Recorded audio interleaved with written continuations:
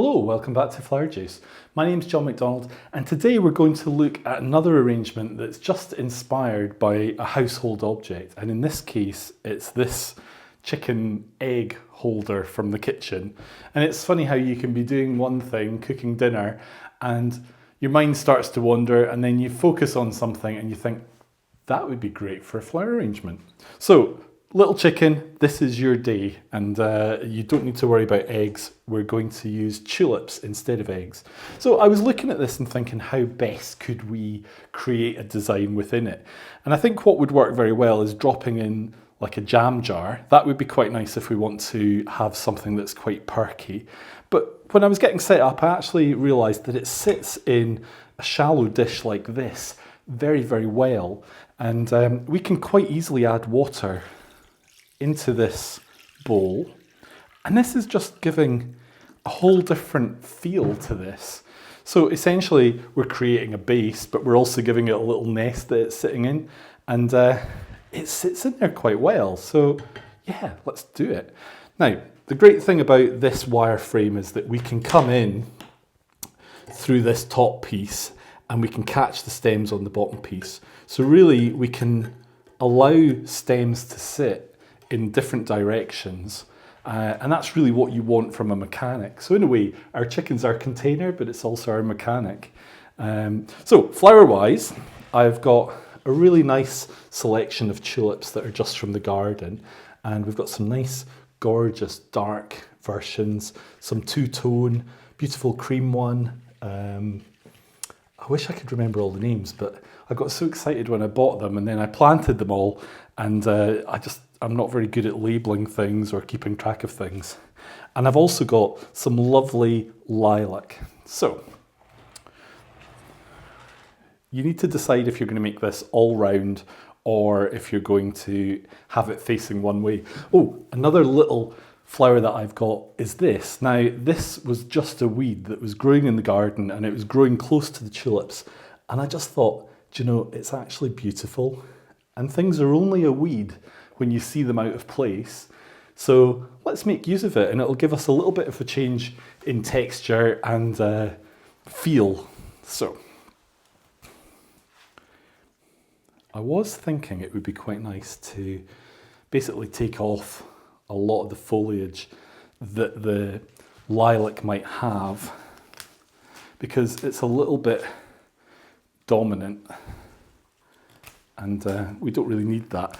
And also I quite like the idea of just keeping our lilac quite low, so it's not really going to be too strong. Now, if you do have any little bits in the water, you need to get them out. But you could do that maybe at the end. So yeah, we can take off little bits that we don't want.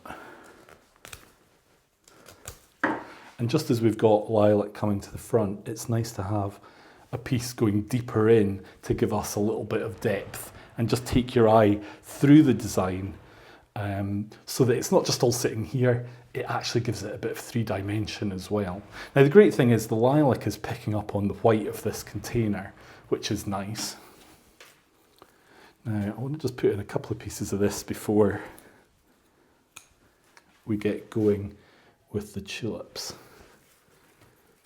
So yeah, it's interesting, the idea of using either, I would say, wild materials or weed materials, things that you spot in your own garden, but you wouldn't necessarily think of them as flowers, purchased flowers.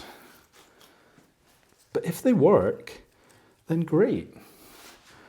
I must admit, I've not tested these, but you could test them by cutting some like a week before you actually want to use them and give them like a trial run and see how they last in water. That would be a good idea if you're going to be using them for something important you want to know. But most things, if they go in water and they get a good drink, we'll be quite happy. But straight away, this is giving us a little bit of fun and a little bit of movement and contrast. So now for our eggs. So I thought these looked quite egg-shaped, maybe. Bear with me. I think they are. They're not egg-shaped. So we don't want these big leaves. We can get rid of our big leaves. And actually we could keep our flowers quite deep into it, so it's more like eggs. As long as they touch the dish and the water, then we're good.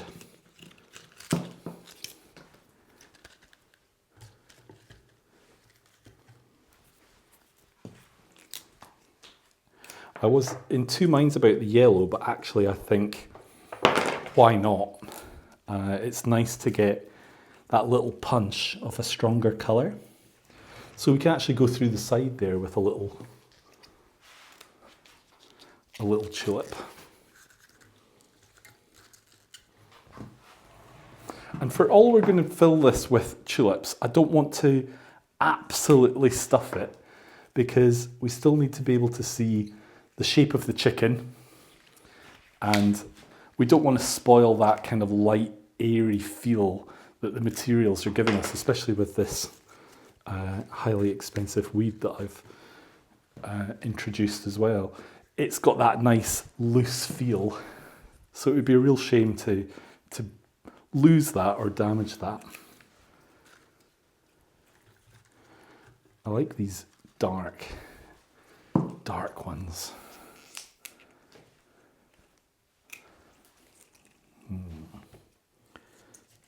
You can really have fun making an arrangement like this. I think just take your time and you'll really enjoy it. And actually maybe it would be a good project for kids. If you've got a rainy day and you want to keep them amused, then have a look around the house, see what you've got, see what you could put to use to make a fun arrangement. And I think it's good for kids to get creative with all types of material. So we've got, I think, more than enough tulips in there. It's quite cute. I quite like looking down into this as well. It's quite sweet. So we're just going to add a little touch more of our, let's call it wild gypsophila. And there we go. We've got a really simple arrangement that's quite fun. This would be great for springtime, great for Easter. You could add in little ribbons or little eggs, little pieces of decor, but actually I think the flowers just really work themselves, and you don't need to add too much to make it nice. So just keep it simple. That works really well. So I hope you've enjoyed today's video. If you've not subscribed, then click here to subscribe. We've got new videos every week, and we would really enjoy it if you could join us for future designs. So stay safe, and we hope to see you soon.